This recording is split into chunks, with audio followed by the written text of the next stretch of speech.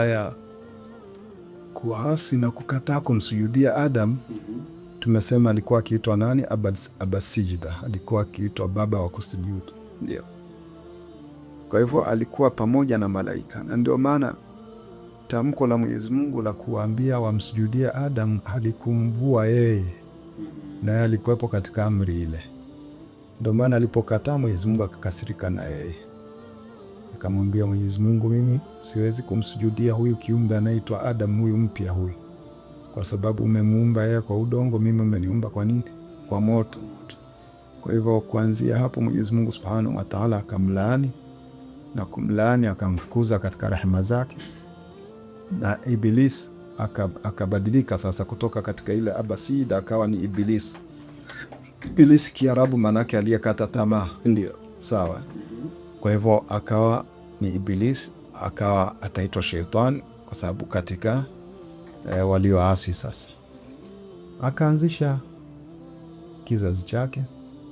Mwenyezi Mungu Subhanahu wa Ta'ala akazungumza katika Qur'ani kuwa sasa wewe umetoka katika rehema yangu, umetoka katika himaya yangu ya utukufu, umetoka katika viumbe ambao na wakatiri na kuwaheshimu.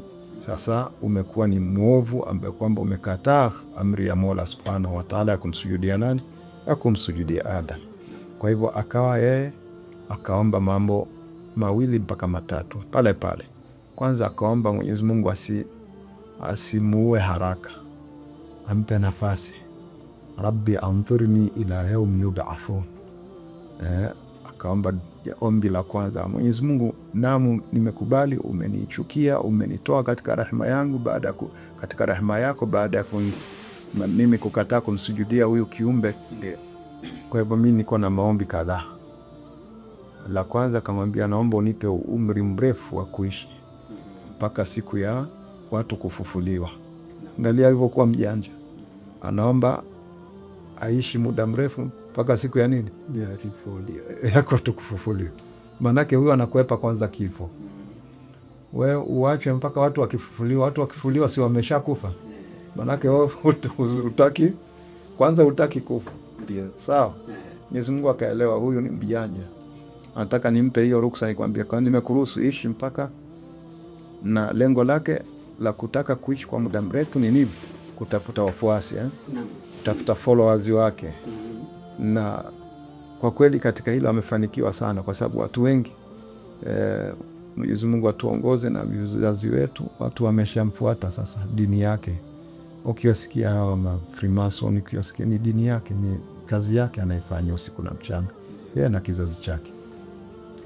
Kwa hivyo akaomba, Mwenyezi Mungu akamwambia sawa, mimi takupa nafasi lakini sio mpaka siku ya kufufuliwa, ila yaumil waqtil ma'lum. Akamwambia mpaka siku na wakati maalum ambao Mwenyezi Mungu ndio anaujua.